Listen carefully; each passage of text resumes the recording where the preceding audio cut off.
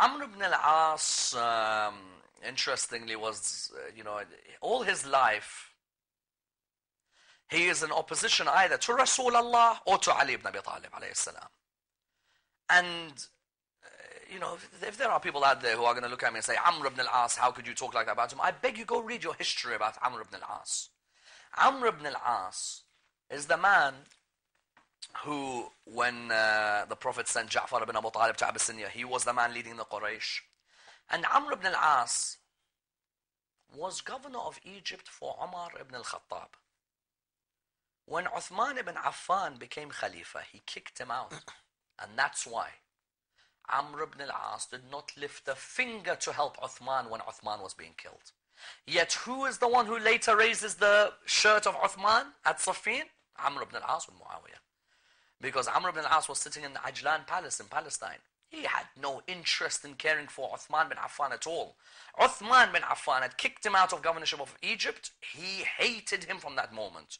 Someone could say, no, these are all companions. Ya Habibi, go and read your history. Study history with an open eye. Don't just study it, blindly. These people, Amr ibn al-As, fights then. Okay, you say he loved Uthman bin Affan. Okay. How about when he fought Ali ibn Abi Talib? Isn't that enough evidence that he has problems with the religion of Islam? He fought Imam Ali at the Battle of Siffin. When they came into one-on-one combat with each other, as Imam was to strike him, the hadiths are clear that he drops down, his trousers.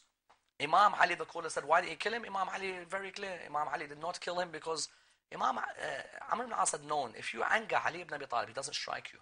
He only strikes you if you anger Allah. Because when Amr ibn Awid spat at Ali ibn Abi Talib, he walked away. When they asked him, why did you walk away? He said, because if I had killed him because of his spit, I would have killed him because of my anger. Likewise, Amr ibn As knew if I pulled down my trousers, Ali ibn Abi would turn his face, he'd be angered with me, he won't kill me. And Amr ibn As ran away.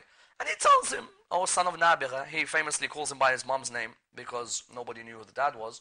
So, he makes it very clear as to his position in his eyes.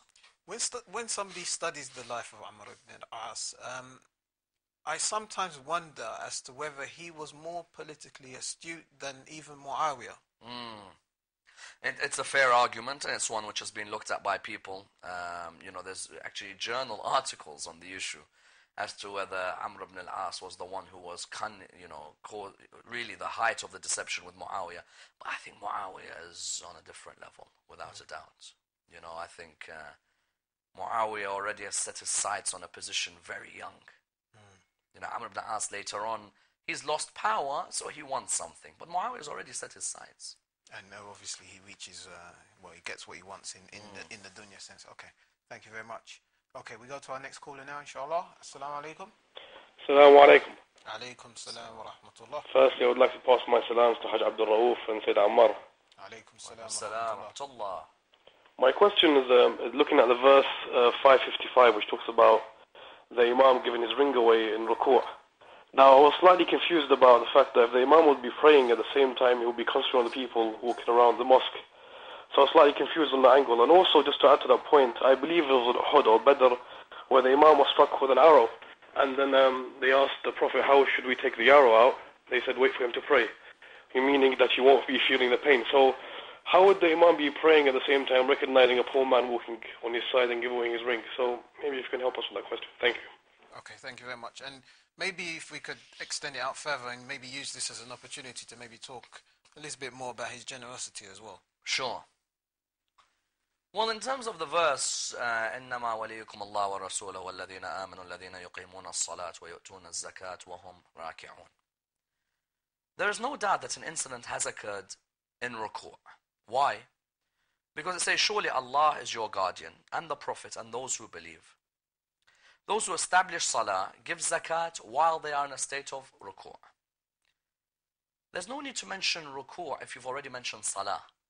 يُقِيمُونَ الصَّلَاةَ. Ruku' is part of salah. So why mention it separately?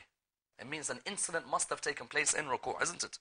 Because if now someone says to you, يُقِيمُونَ الصَّلَاةَ, they establish salah. Ruku' is always going to be part of salah with sujood, isn't it? Yes. But Allah stresses, but there's something which has happened in ruku'. This is the very meaning of being Allah's guardian on the earth. That the needs of Allah's creation and the servitude of Allah are in one in that particular personality. And that was the moment it happened. That Ali ibn Abi Talib, at that moment when he gave away his ring, was in ultimate perfection in terms of his servitude to his Lord and his protection of the creations of Allah subhanahu wa ta'ala. Because what you have here is that when this poor man is within the mosque, he is asking that, is anyone going to look after me, and so on. And then he reads the dua.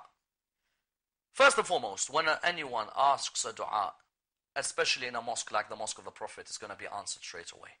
So already the heavens have heard. Second, Salah Mi'raj al-Mu'min. Salah is the Mi'raj of the believer. Meaning that in Salah, if a believer is establishing his Salah, the way Ali ibn Abi Talib alayhi salam was already known to establish Salah, then he's constantly ascending to planes and veils are being removed from him, which are taking him to the highest level. True? Because when Rasulullah says Salah Mi'raj al-Mu'min, what Rasulullah is trying to say is that in the same way you heard of me going on a Mi'raj, in your Salah you can actually ascend on a Mi'raj. You can get to a plane which others can't reach. That plane is what happens to Amir al-Mu'mineen, where he is at one with his Lord and with the creation. Meaning that Ali ibn Abi Talib reaches a position where Allah subhanahu wa ta'ala uses him as an intermediary to answer the dua of an oppressed person. Imam al-Hasan alayhi salam used to say, when someone asked him, what's the distance between the heavens and the earth? He said, the cry of an oppressed person in dua. Not a figure. The cry of an oppressed person in dua. This person's been oppressed, hasn't he? So already this dua is being accepted. Allah uses Imam Ali alayhi salam as the intermediary to answer the dua of the person. And in that moment when he says, your wali is Allah, not only Allah and his Prophet and this man, because now this man has reached the level where he is able not only to serve me, but also serve my creation and become a guardian for the religion for them. Simultaneously. But how do we then reconcile his... He was obviously conscious of the fact that there was somebody who needed attention. And he obviously dealt with the request. How do we deal with, as the caller was mentioning, the situation with the arrow, and it was advised that you wait till he's in Salah? The impression you get with that is that he's so immersed in his Salah, he's on this Mi'raj, that he's not conscious of what's happening. So you can remove the arrow. So, well, what you have is, okay, let's say with the incident of the arrow, he's immersed in his Salah. Unless, of course, Allah inspired him to do something in that Salah. There's no inspiration in that Salah to perform an act. Whereas Allah subhanahu wa ta'ala on numerous occasions in the Quran has shown us that He can inspire His creation, who aren't even prophets of God, to perform an act. Moses' mother put the baby in the cradle, for example. Allah subhanahu wa ta'ala, even to the disciples of Jesus, there is an inspiration which is given to them. Even to the honeybee, to make your houses in trees make your hives in trees and in mountains. Allah subhanahu wa ta'ala decides and chooses when is the moment to inspire a creation to perform an act. In the Battle of Badr, Allah subhanahu wa ta'ala hasn't used, for example, the concept of ilham to ask Amir al-Mu'minin to perform an act. Whereas in this particular area, in the ruku', Allah subhanahu wa ta'ala inspires the Imam to let his finger out as a sign for that person. Okay, thank you very much. And we should now go to our next caller. Assalamu alaikum. Wa alaikum salam. Thank you for calling in. Your question, please. I just wanted to ask, regarding the story that was told about the lady who was upset with Imam Ali. Yes. Yes. Your question? Yeah, I just wanted to ask, if Imam Ali did not go to that lady's house, then what would have happened? I mean, would he have been considered as a sinner? Because he wouldn't have got the opportunity to ask for his forgiveness? Okay. Did you understand that? Basically, I think what the sister's asking is, he went to the house and he asked for her forgiveness. Sure. If he hadn't gone to the house, would he not have been forgiven? In other words, would he have something to answer to Allah? No, he hasn't committed any sin. Her husband and her brothers have joined the jihad of Islam under the leader of the religion.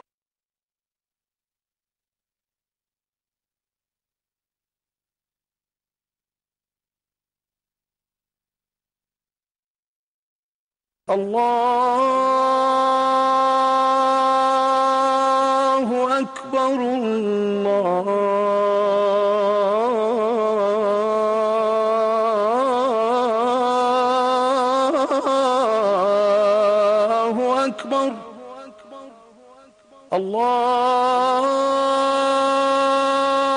الله أكبر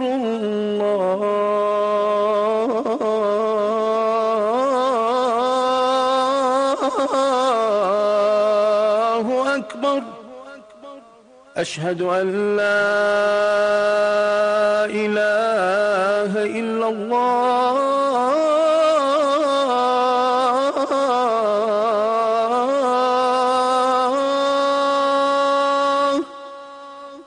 أشهد أن لا إله إلا الله أشهد أن محمدا رسول الله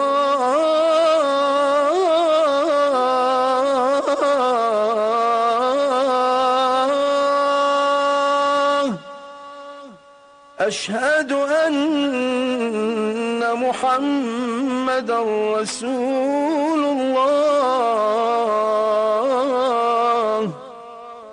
أشهد أن عليا ولي الله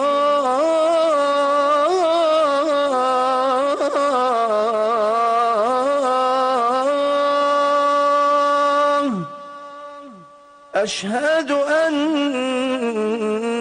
عليا حجة الله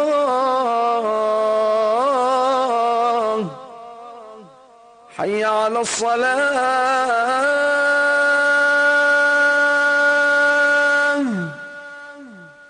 حي على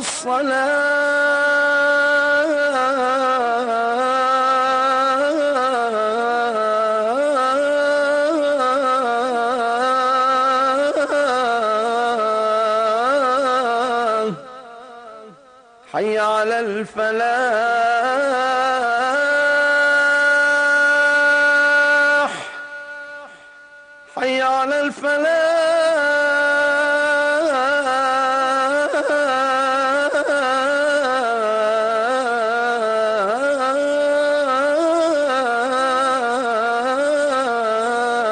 الفلاح حي على خير العمل حي على خير العمل الله أكبر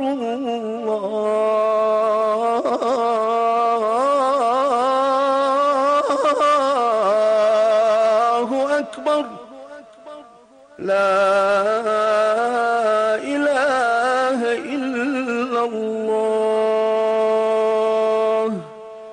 لا إله إلا الله وصلى الله على سيدنا ونبينا محمد وعلى آله الطيبين الطاهرين وسلم تسليما كثيرا.